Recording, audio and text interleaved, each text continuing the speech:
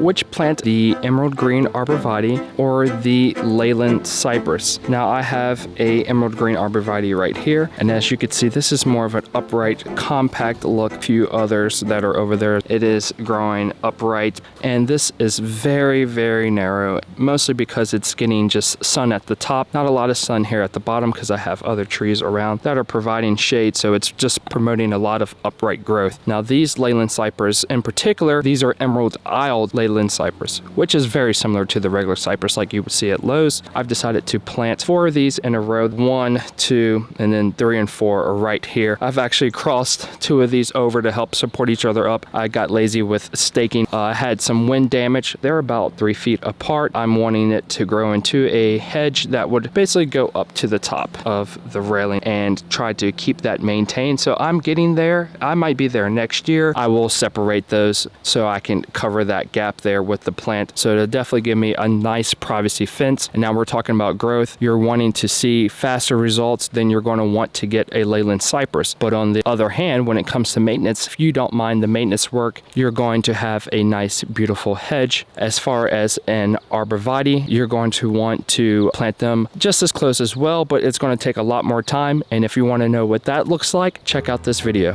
Thank you, everybody. Peace and love.